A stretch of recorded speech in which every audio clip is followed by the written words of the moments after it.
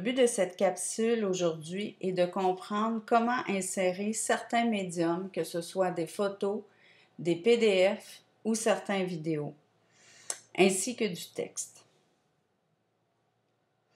Donc, pour l'ajout du texte, il faut tout d'abord sélectionner l'outil texte ici.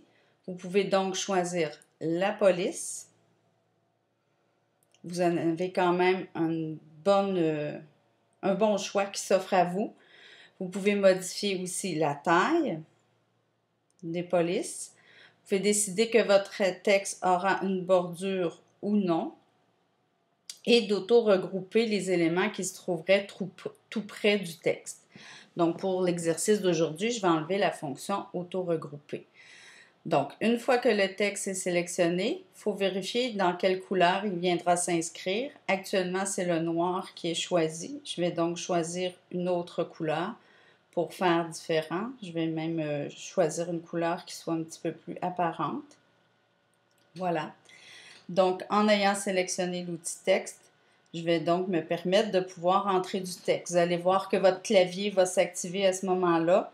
Donc, c'est possible pour vous de pouvoir ajouter le texte inscrit avec le clavier. Vous avez plusieurs options. Donc, vous pouvez choisir s'il y aura une bordure. Vous pouvez décider au moment de l'action de changer à ce moment-là votre police, en choisir une qui convient un peu plus à ce que vous voulez faire. Donc, il faudrait peut-être s'assurer de l'avoir sélectionné toutefois pour pouvoir changer la police. On peut aussi décider qu'on va changer au moment de l'écrire le format.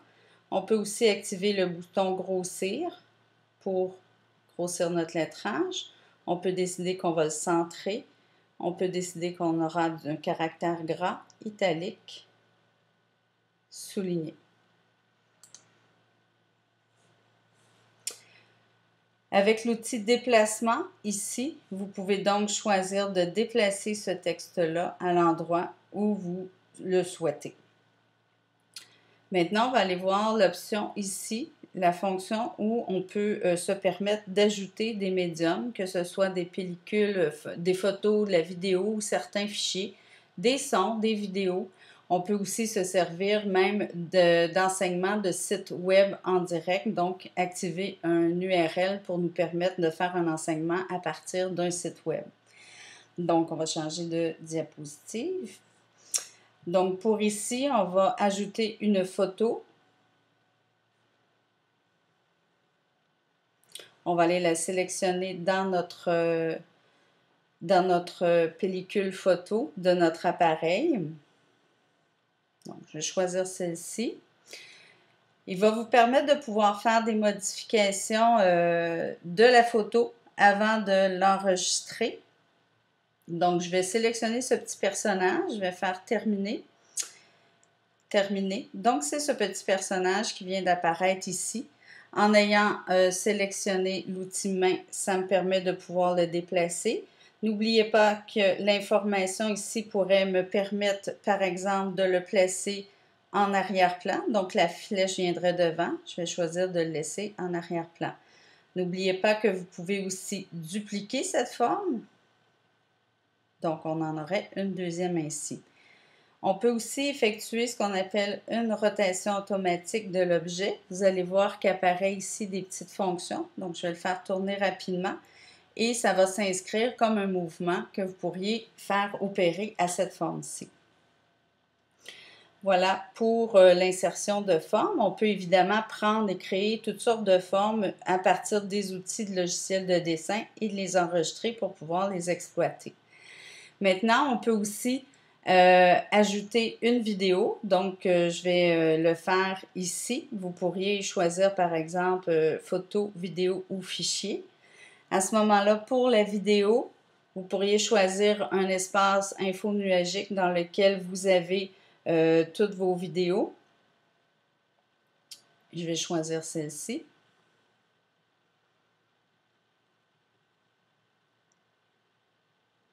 Donc, elle vient de s'insérer en double. Je vais donc la supprimer pour l'exercice.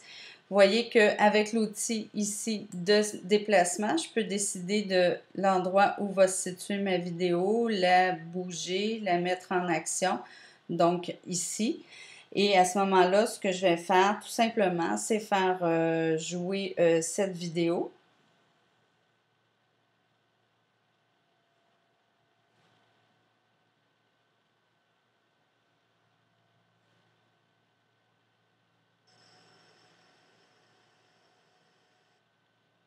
Et par la suite, j'avais inscrit 2 questions qui seraient intéressantes à poser aux élèves en lien avec cette vidéo. Donc, c'est possible d'insérer de la vidéo. C'est aussi possible d'insérer un PDF. Donc, à ce moment-là, je vais toujours dans mon répertoire fichier photo. Cette fois-ci, c'est dans le Dropbox. Je vais prendre une notion que je souhaite faire intégrer aux élèves. Je vais la choisir. Elle est maintenant chargée sur la page. Avec le pincement des doigts, je peux décider de faire un zoom sur une section ou une autre. Donc, je vais essayer de placer le document pour qu'il soit au complet. Ce qui est important cette fois-ci, c'est que je vais vouloir le verrouiller en place pour ne pas qu'il bouge. Je vais aussi par la suite, pour faire la notion sur les ombres, je vais par exemple utiliser le crayon. Je vais dessiner un soleil pour indiquer l'endroit d'où provient la lumière. Je vais utiliser un outil d'emphase ici pour expliquer que les rayons lumineux vont parvenir du soleil vers cette zone-là pour finalement expliquer la différence entre les ombres propres qui sont ici. Je vais me permettre de modifier ma forme. Je vais me permettre aussi de lui donner un petit peu plus de transparence. Donc, n'oubliez pas, vous pouvez toujours faire reculer ici avec cette fonction si vous avez fait une erreur, tout comme moi. Donc, je vais sélectionner cette couleur pour le crayon. Et là, je vais parler, par exemple, qu'au niveau des ombres propres, ce sont les ombres qu'on va retrouver sur l'objet lui-même, donc les parties qui sont éclairées par notre soleil.